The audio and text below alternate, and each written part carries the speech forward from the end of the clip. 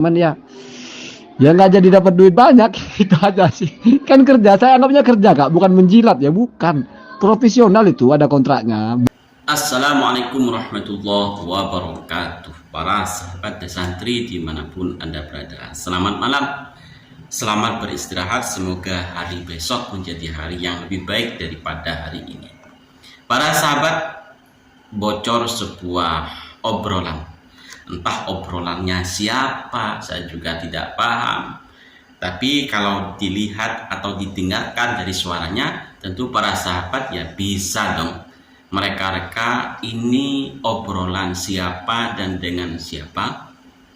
Dan sebenarnya saya tidak ingin membahas orang ini ya. Saya tidak ingin membahas orang ini karena bagaimanapun sosok pembela Bang ini dari awal-awal sudah pintar ngomong, sudah sangat ahli di dalam permainan membolak-balikan fakta. Para sahabat, kita dengarkan obrolan ini.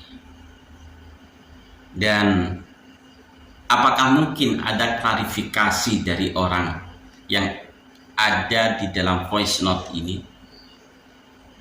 Atau mengelak dari kebenaran yang ada di dalam voice note ini?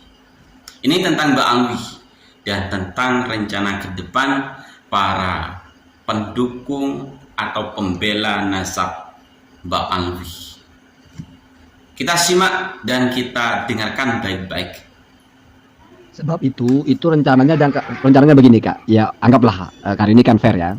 Jadi pembicaranya begini di Jakarta itu kemarin. Kalau bukunya Rumel sudah selesai dan mereka sudah juga bicara, itu ada sponsornya Kak. Sponsor yang siap membiayai berangkat atau apa. Nah, salah satu dari pembicaranya itu kalau bukunya sudah selesai, itu kan nanti akan ada roadshow buku itu. Rumel bicara tentang penelitian sejarahnya, saya bicara tentang ilmu nasab. Itu yang digodok itu. Tapi saya kepikiran Rara terus. Saya pikir saya nggak saya sedikit ya semacam menanggapi, tapi belum terjadi MOU apa-apa karena saya kepikiran, wah, kalau saya ambil ini, saya pergi seminggu, bukan masalah perginya ya, tapi karena berkaitan dengan Rumil, Rara ngamuk begitu. Gimana nanti kalau saya harus ke Timur Tengah seminggu, ke mana, ke Yaman, ke Madinah, kemana itu ngambil ngambil manuskrip itu. Wah, saya kan seperti mempermainkan terus gitu. Nah, saya baru terpikir juga, apa mungkin kalau nggak bisa Rara menerima itu, ya saya ngalah aja mungkin ya. Saya ambil jalan tengahnya aja, saya tetap main di YouTube saja dan tidak ada keterkaitan dengan mereka. Atau bagaimana ya, nggak tahu juga. Saya berani aja bilang kalau ya sebaiknya saya kayaknya walaupun ya sama-sama nggak enak sih. Saya bilang saya mungkin tidak bisa terlibat terlalu jauh, mungkin hanya main di belakang atau bagaimana gitu. Cuman ya nggak jadi dapat duit banyak. Itu aja sih, kan kerja, saya anggapnya kerja Kak, bukan menjilat ya, bukan profesional, itu ada kontraknya, bukunya dijual berapa. Terus ya kalau misalnya roadshow, per roadshow itu transportnya apanya itu ada semua. Itu maksud saya, itu ya memang itu karir ya, tapi kan memang nggak sinergis sih ya, nggak tahu lah, saya bingung juga itu. Mereka itu Kak, aksesnya itu bisa mempertemukan saya dengan Said Mahdi Rojai yang orang Iran itu Kak. Dan mereka bilang, kenapa bukan Rumel? Ya Rumel nggak cocok. Rumel nggak bisa, karena dia nggak menguasai masalah nasab, nggak nyambung sama ahli nasab, nggak nyambung. Rumel ini bicara lain. Makanya kalau ada begitu, kemarin mau live stream ya gitu, tapi kayaknya nggak memungkinkan di Iran. Saya tangkap mereka ini tahu posisi saya Kak. Saya kan sudah bilang sama kalian ini, mereka yang bilang ini ahli basul masail, di atasnya Rumel masalah itu. Kalau Rumel nggak bisa itu. Rumel itu bicara apa yang dia teliti ya. Saya dengar, sorry demi Allah, mereka berkata begitu kok. Sampai saya nggak nyaman, saya bilang, saya ledekin, ini mau ngadu domba pribumi nih. Ketawa mereka, enggak, saya jujur Gus. Saya lihat konten antum menjelaskan ini itu lain dengan Rumel gitu. Gergetan mereka Kak ketika dengar Rumel berdebat sama Kemar itu. Rumel enak kalau berdebat begitu sih. Gitu. Makanya jadi saya itu di pandang mereka itu Pak punya potensi yang lain. Nah, makanya mungkin mereka akan sangat respect kalau saya juga bawa bendera sendiri gitu. Sama-sama berharga lah, sama-sama punya harga sendiri gitu loh. Nggak di mix gitu. Nggak akan ada di posisi itu Kak, karena gini Kak. Rumel itu nyari kitab tua. Jadi memang bukan keilmuan, bukan orang nyari kitab aja. Dan dia mengulas itu tahun begitu. Saya bicara teori nasab. Jadi itu berdampingan dan memang berdiri enggak, saya tertarik, saya juga terpikir juga. Ya kalau misalnya saya mau naik juga saya juga punya bendera sendiri. Saya ya kalau mereka mau mensupport misalnya ya punya Rumel ya mereka sponsori ya punya saya mestinya ya juga disponsori. Kalau misalnya mau ideal jangan di mix menjadi satu kesatuan karena memang masing-masing saya maunya gitu. Jadi saya mau coba serius dulu tentang nasab ini. Saya sajikan proposal karena ini Kak bukan mendompleng Kak ya, apa bahasanya, ini kan kerjasama tuh saya tawarkan, kan biasa Kak kita tawarkan sesuatu itu. Siapa tahu ada pihak yang serius, kan biasa lah. Kita pengusaha juga kan menawarkan proposal ke pengusaha lain atau vendor kan biasa begitu. Tapi jelas kontraknya, ini bendera saya punya karya begini, tentang nasab begini. Kalau misalnya mau diadakan roadshow ya saya bicara yang saya tulis ini gitu. Saya nggak menghubungi Rara itu dalam hati saya, toh saya nggak gatal, saya nggak ketemu perempuan. Gak berjam-jam kita ngomong 8 orang 9 orang laki-laki semua, tua-tua lagi. Umur 45, 50, 60, bukan anak-anak muda. Jadi saya merasa dalam hati ya biar aja dulu lah daripada di tengah-tengah itu ngobrol gaduh. Ya itu saya bilang saya sedang kerja gitu loh itu.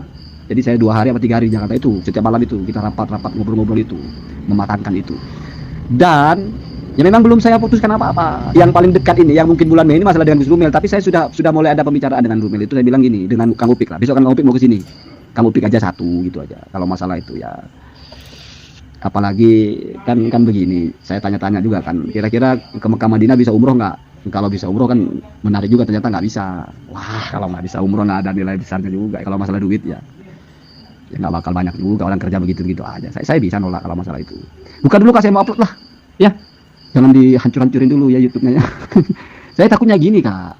Sudah saya upload terus tiba-tiba dihancur YouTube itu bukan berimbas ke saya aja Kak, mesti akan berimbas kepada dinamika ini. Mesti akan wah ternyata pembela Balawi begini begitu, itu yang saya tidak mau Kak.